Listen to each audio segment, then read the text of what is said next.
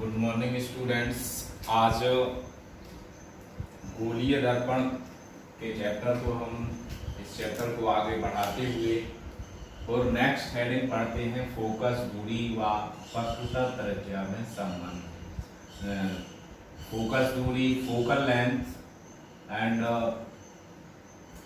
Radius, curvature of radius में relation.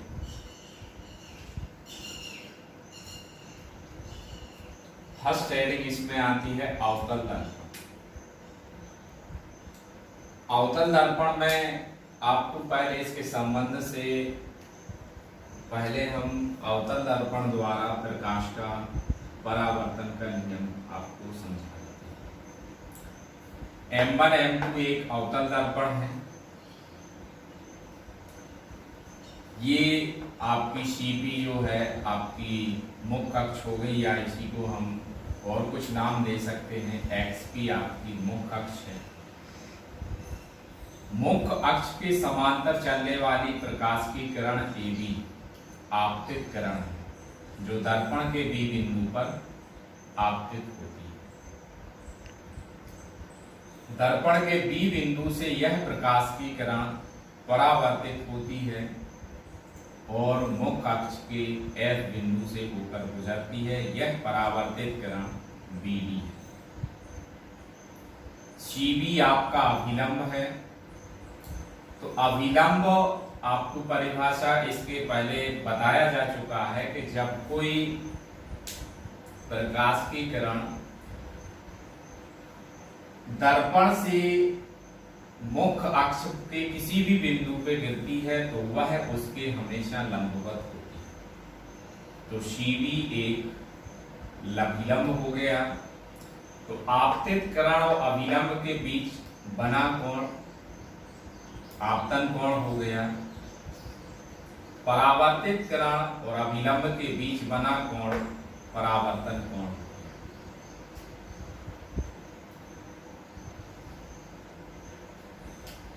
परावर्तन के नियम से आपतन कोण I बराबर परावर्तन कोण R। ये आपका दूसरा नियम है।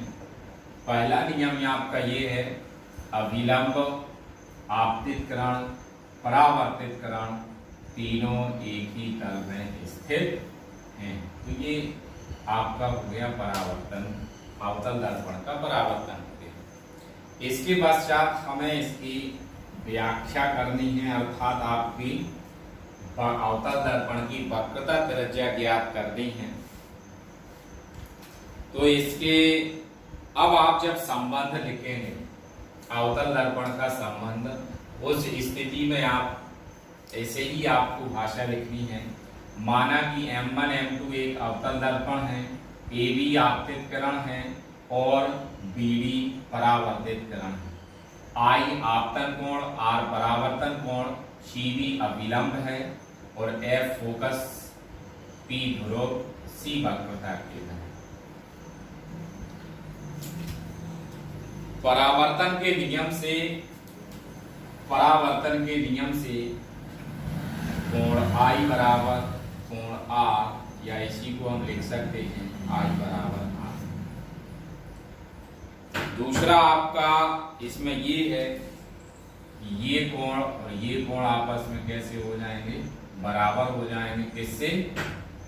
परावर्तन के एकांतर कोण के अनुसार। कोण ABC एकांतर कोण BCF या P ले सकते हैं। तो यहाँ क्या लिखेंगे? कोण ABC बराबर कोण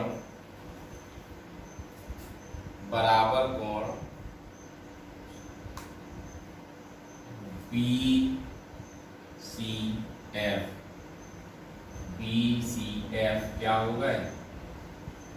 एकांतर।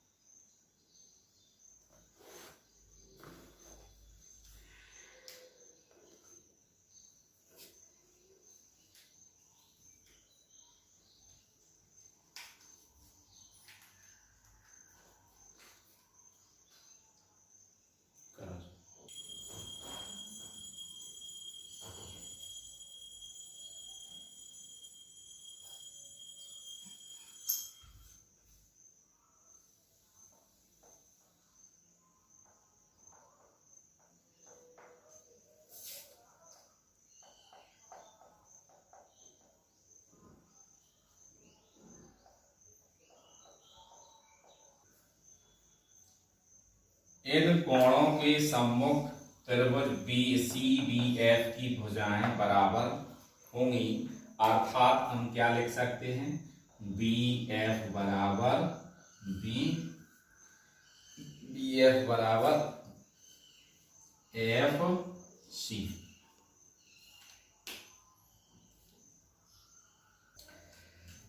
तो इससे हम क्या रखेंगे, बी एफ बराबर एफ सी। यदि अवतल दर्पण का द्वारक छोटा है तो बिंदु बी बिंदु पी के निकट होगा, अर्थात ये जो बिंदु है हम इसको किसके पास मान लेते हैं, पी के। तो ये बी एफ जो लिखा है, बी की जगह क्या लिख देते हैं, पी। लगभग कैसा होता है, बराबर होता है। अब हम आगे बढ़ते हैं और यहाँ आप जानते हैं इसके बाद कि ऊपर जो हमने लिखा है आपका बी एफ बराबर, तो यहाँ क्या लिख देंगे, पी एफ बराबर एफ सी। और जैसे ही आपका पी एफ बराबर एफ सी आ जाता है तो इससे हम ज्ञात कर सकते हैं। कैसे ज्ञात कर सकते हैं, यहां आप देखिए एफ सी। एफ सी आपका इसका मध्य में माना जाता है, तो आपको इसको एफ सी को क्या लिखेंगे, एफ सी बराबर सी एफ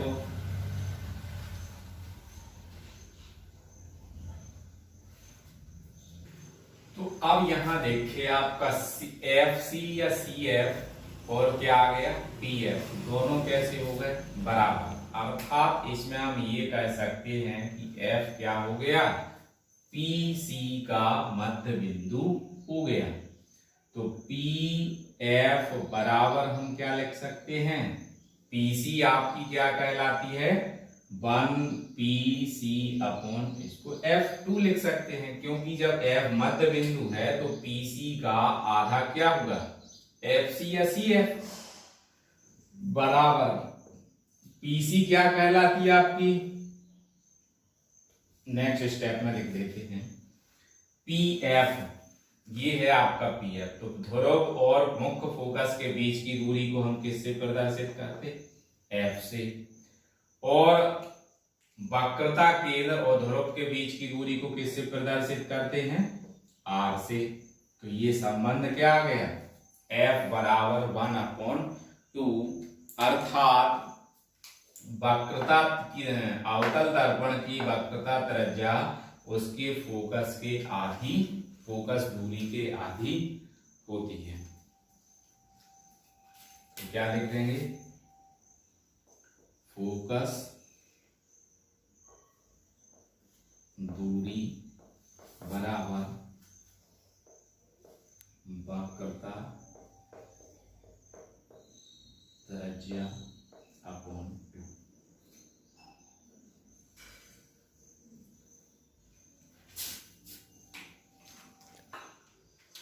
नेक्स्ट हेडिंग आती है गोलीय दर्पणों द्वारा प्रतिबिंबों का बनना, formation of images bye spherical mirror.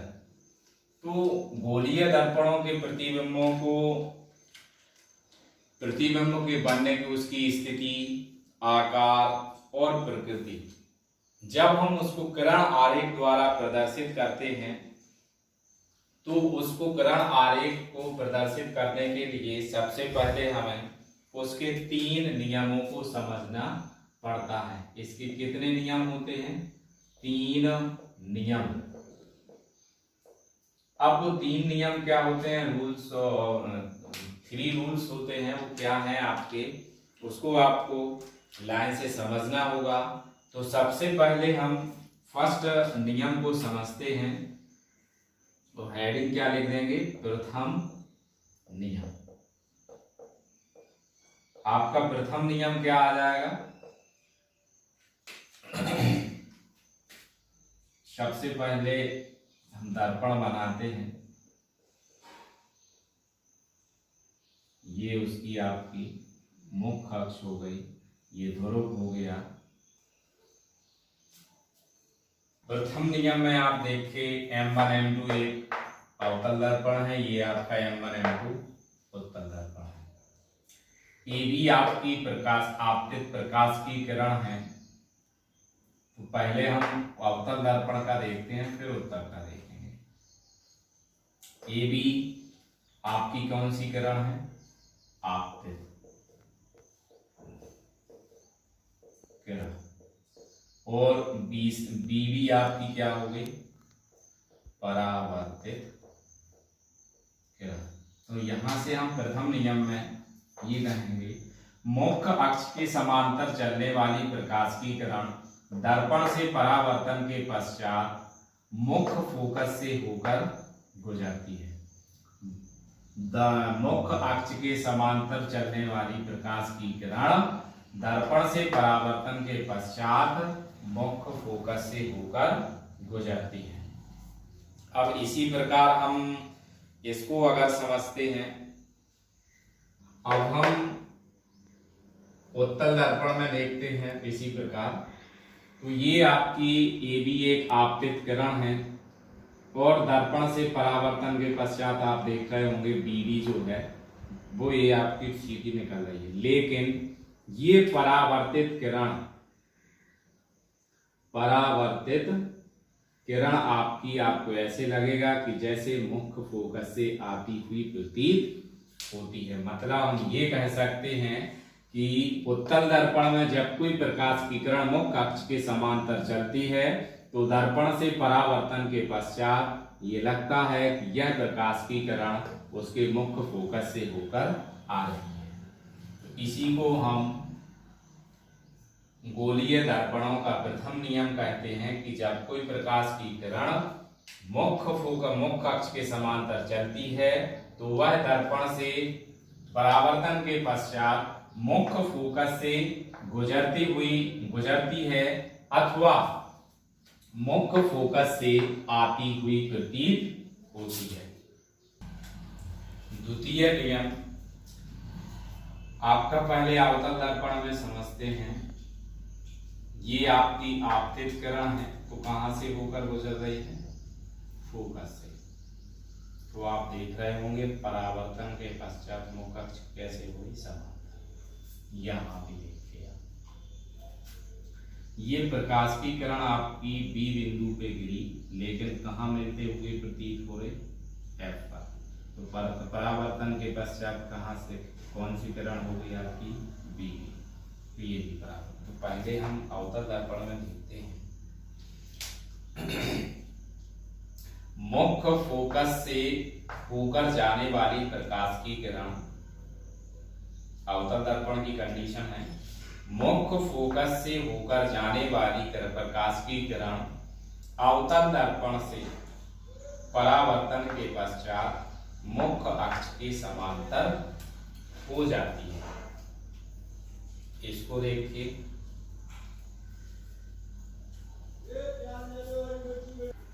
उत्तल दर्पण में ये है कि मुख्य फोकस की ओर आती हुई प्रकाश की किरण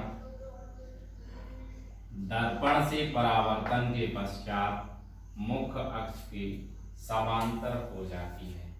यही आपका द्वितीय नियम।